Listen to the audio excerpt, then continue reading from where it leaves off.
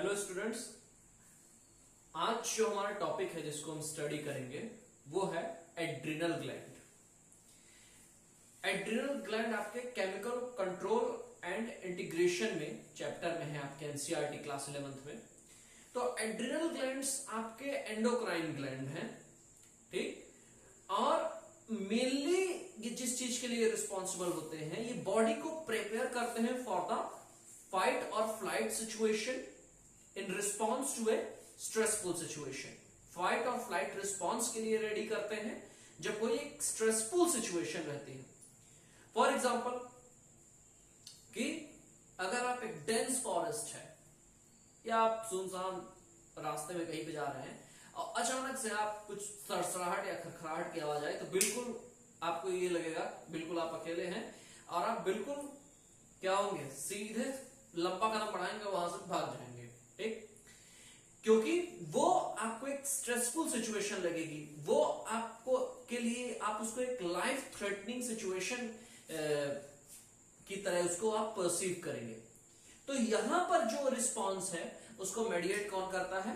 Adrenal gland. यहां पर ये डायग्राम जो है आपका, वो एड्रिनल ग्लैंड के फंक्शन को बहुत बेहतरीन तरीके से समझाने के लिए है अपने पास, ठीक। तो सबसे पहली बात ये कि एड्रिनल ग्लैंड्स की लोकेशन कहां पे है। आपकी किडनीज के ऊपर, हर किडनी के ऊपर एक ट्रायंगुलर स्ट्रक्चर का एड्रिनल ग्लैंड पाया जाता है, ठीक। और इस एड्रिनल ग्लैंड के फंक्शंस को कंट्रोल कौन करता है? हाइपोथैलेमस और पिट्यूटरी। हरदम अपन जब स्टडी करते हैं तो एक शब्द आता है न्यूरो एंडोक्राइन।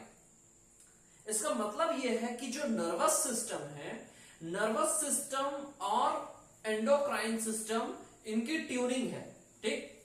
दोनों के बीच में एक कंटिन्यूअस डायलॉग चलता है और इस तरीके से एक कंपाइल्ड रिस्पॉन्स प्रोड्यूस होता है, ठीक। तो यहां पे जो एड्रिनल ग्लैंड है उसको जो न्यूरल टिश्यू है, नर्वस सिस्टम के कंपोनेंट जो कंट्रोल करता है, वो कौन सा है? आपका हाइपोथैलेमस, ठीक। यहां पर एक चीज देखिए क्या है, स्ट्रेस। यानी कि हाइपोथैलेमस जब अपने सेंसरी न्यूरॉन्स के थ्रू किसी स्ट्रेसफुल सिचुएशन को परसीव करेगा, तो वो क्या करेगा? अपने जो न्यूरॉन्स है उसके थ्रू सिग्नल ट्रांसमिट करेगा। कहां पर? नर्व इंपल्स ट्रांसमिट करेगा स्पाइनल कॉर्ड में। ये स्पाइनल कॉर्ड का एक क्रॉस सेक्शन दिया गया है, ठीक। और स्पाइनल कॉर्ड से वो जाएगा कहां पर? आपके एड्रिनल मेड्यूला में। एक पॉइंट यहां पर नोट करने लायक है, एड्रिनल ग्लैंड अगर आप डेवलपमेंटल बायोलॉजी के दृष्टि से देखें तो एड्रिनल ग्लैंड दो ग्लैंड्स का फ्यूजन है, ठीक, जो कि लेटर डेवलपमेंटल स्टेजेस में कंबाइन होकर के एक ग्लैंड बना देते हैं। और ये चीज आगे बिल्कुल क्लियर हो जाएगी। और वो दो ग्लैंड कौन कौन से हैं?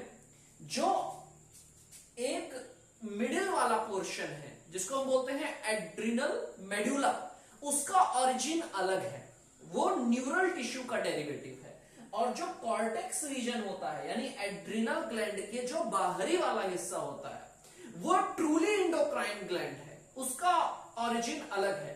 जो एड्रिनल ग्लैंड का मिडिल पोर्शन यानी कि मेड्यूला है, वो डायरेक्ट किसके कांटेक्ट में रहता है? नर्वस सिस्टम के डायरेक्ट कांटेक्ट में रहता है। यानी कि नर्वस सिस्टम यहां पर डायरेक्ट एड्रिनल मेड्यूला को कंट्रोल करता है। वहीं पे एड्रिनल कॉर्टेक्स को कंट्रोल करने के लिए हाइपोथैलेमस क्या करेगा? एक रिलीजिंग हार्मोन सेक्रेट करता है। यहां पे मैंने डॉट से इसको शॉ किया है, ठीक।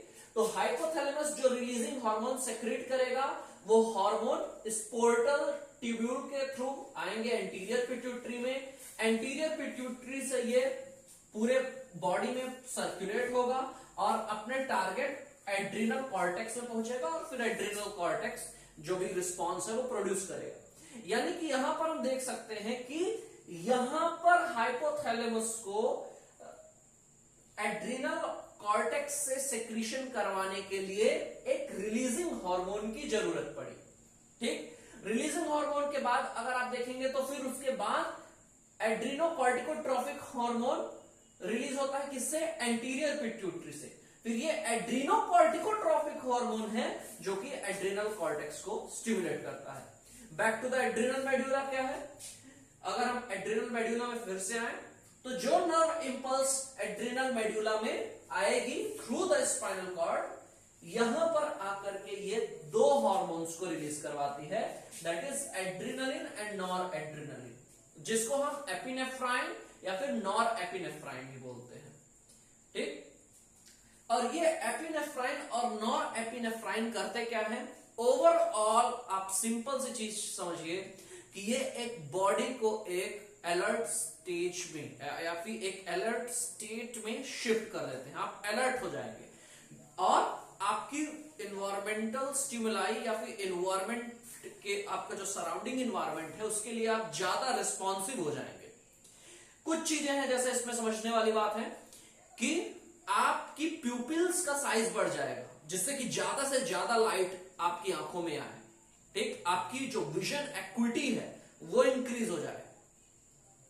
दूसरी, पाइलो इरेक्शन आप महसूस करेंगे। डर की सिचुएशन में, स्ट्रेस की सिचुएशन में आप महसूस करते होंगे कि आपके रोंगटे खड़े हो जाते हैं। ठीक, तो ये पाइलो इरेक्शन है। ये भी एड्रिनलिन का ही, जो एड्रिनलिन और नॉर एड्रिनलिन हार्मोन है, इन्हीं का ये एक फिजियोलॉजिकल रिस्पॉन्स है।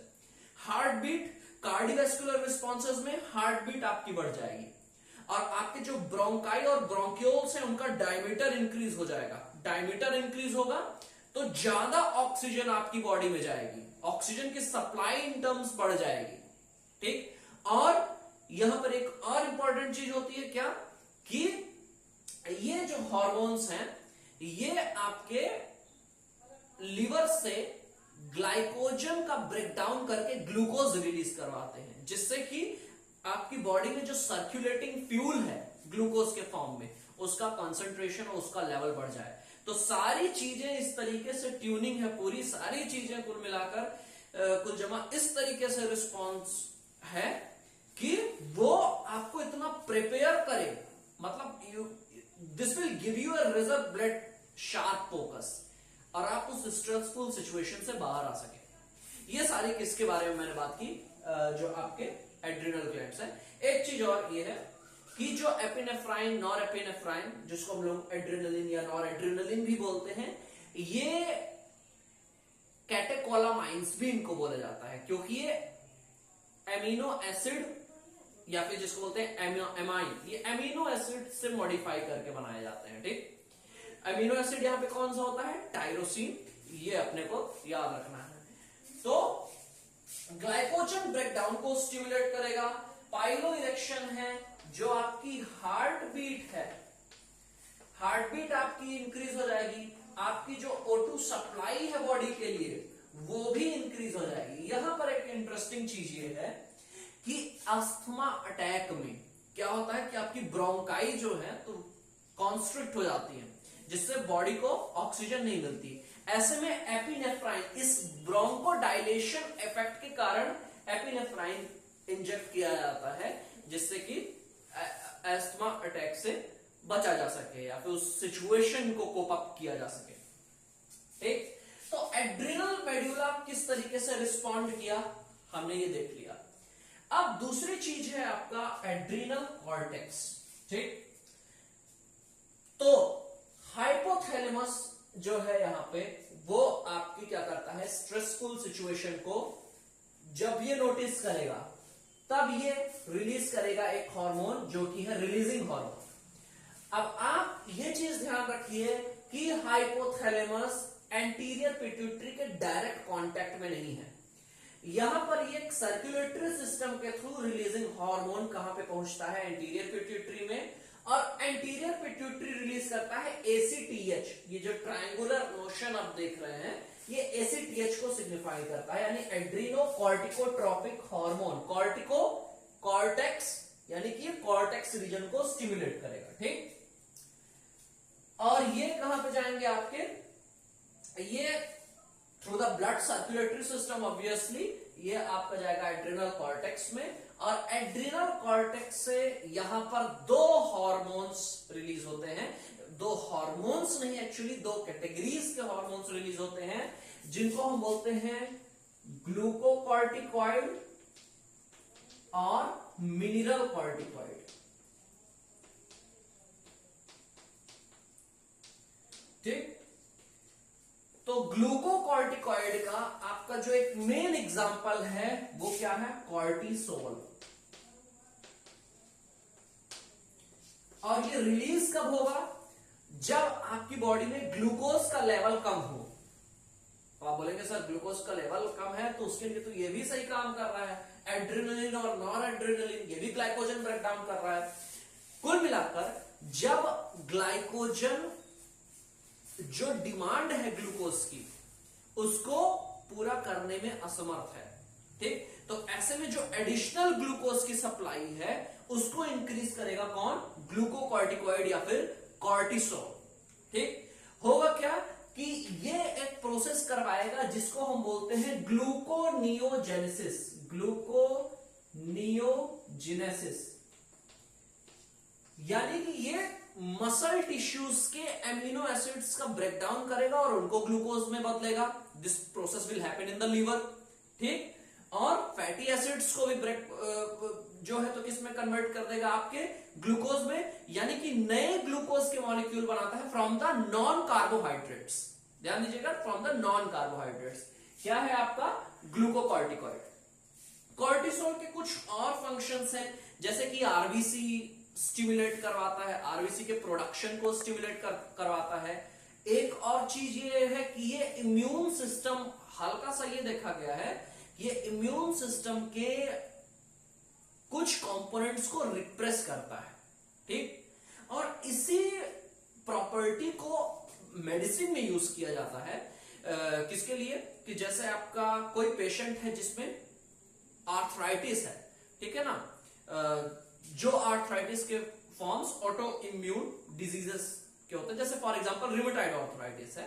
ठीक, तो यहां पे इम्यून सिस्टम को सप्रेस करने के लिए पहले दिया जाता था ये आपका क्या, ग्लूकोकॉर्टिकॉइड। ठीक, लेकिन अब नहीं दिया जाता, अब ज्यादातर जो है तो नॉन स्टेरॉयडल प्रिपरेशन ही दिए जाते हैं, क्योंकि इसके कई सारे अदर साइड इफेक्ट्स थे, ठीक, इस ट्रीटमेंट के।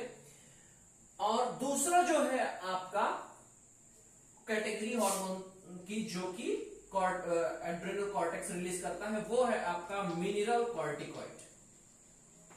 मिनरल कॉर्टिकॉइड का जो मेन एग्जांपल है वो है आपका एल्डोस्टेरॉन। क्या है, एल्डोस्टेरॉन। एल्डोस्टेरॉन जब आपकी बॉडी फ्लूइड वॉल्यूम चेंज होगा, या फिर सोडियम पोटेशियम आयंस ये कम हो जाएंगे, या फिर ब्लड प्रेशर, इनको इंक्रीज करने में मदद करता है कौन सा, आपका मिनरल कॉर्टिकॉइड। यानी मिनरल कॉर्टिकॉइड ब्लड प्रेशर और ब्लड प्रेशर को, बॉडी फ्लूइड वॉल्यूम को, इनको इंक्रीज करता है। ठीक, इसके लिए होगा क्या कि एल्डोस्टेरॉन जो है तो रीनल ट्यूब्यूल्स से सोडियम आयंस को एक्टिवली एब्जॉर्ब करता है, और जब सोडियम आयंस एब्जॉर्ब होंगे तो उसको वाटर फॉलो करेगा ऑस्मोसिस से। ठीक, और जिससे कि जो वॉल्यूम है ओवरऑल ब्लड का वो इंक्रीज हो जाएगा, और जब वॉल्यूम इंक्रीज हो जाएगा तो ब्लड प्रेशर भी इंक्रीज हो जाएगा। तो अगेन हम लोग देखते हैं, समराइज अगर हम करेंगे तो देखा जाए तो हाइपोथैलेमस है जो कि सिग्नल करता है किसको, या फिर कंट्रोल करता है एड्रिनल ग्लैंड को। एड्रिनल ग्लैंड के दो पोर्शंस हैं, middle one adrenal medulla, outer one cortex reason.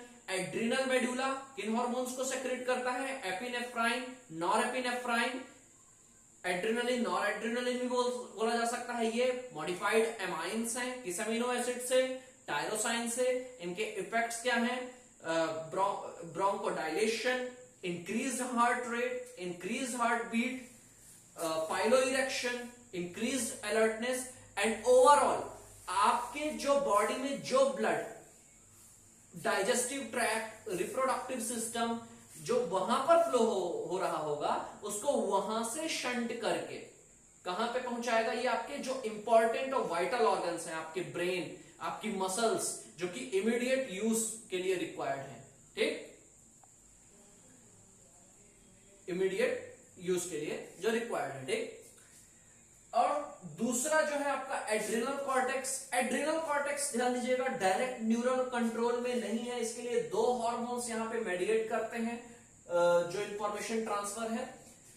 Hypothalamus releasing hormone anterior pituitary पे टारगेट साइट है, एंटीरियर पिट्यूटरी रिलीजिंग हार्मोन की, और एंटीरियर पिट्यूटरी से रिलीज होता है क्या, एड्रीनोकॉर्टिकोट्रोपिक हार्मोन। एड्रीनोकॉर्टिकोट्रोपिक हार्मोन जो है आपका वो कहा जाएगा एड्रिनल कॉर्टेक्स में। दो हार्मोन यहां पे रिलीज होते हैं, ग्लूकोकॉर्टिकॉइड, मिनरल कॉर्टिकॉइड। ग्लूकोकॉर्टिकॉइड का जो एक एग्जांपल है वो है कॉर्टिसोल, स्ट्रेस हार्मोन भी इसको बोलते हैं, और ये ग्लूकोनियोजेनेसिस करवाता है, ठीक, यानी कि ग्लूकोज के लेवल को अप करने में ये मदद करेगा, आरबीसी प्रोडक्शन में हेल्प करेगा। और मिनरल कॉर्टिकॉइड का एग्जांपल एल्डोस्टेरोन, जो आयंस है सोडियम आयंस, इनको एक्टिवली एब्सॉर्ब करवाने में मदद करेगा, जो किडनी की रीनल ट्यूब्यूल्स हैं, ब्लड प्रेशर को इंक्रीज करेगा, ठीक। सो ओवरऑल ये चीजें यहां पर हैं, ठीक। तो इस तरीके से हम लोग देख रहे हैं कि एड्रिनल ग्लैंड जो है तो किस तरीके से आपकी बॉडी को एक स्टिम्युलेटरी इफेक्ट प्रोवाइड करता है। सेम चीजें वही हैं कि जैसे कैफीन है आपका, जिस तरीके से कैफीन भी जब आप कॉफी पीते हैं जो आपको एक स्टिम्युलेटरी इफेक्ट देखने को मिलता है, दिस इज कि वो एड्रिनलिन को ही, जो एड्रिनल हार्मोन्स है उनको ही रिलीज करवाता है, जिसके कारण आपको एक अलर्टनेस महसूस होती है, ठीक। ओवरऑल ये आपका पूरा है। Thank you. बैटरी वोटरी नहीं लगा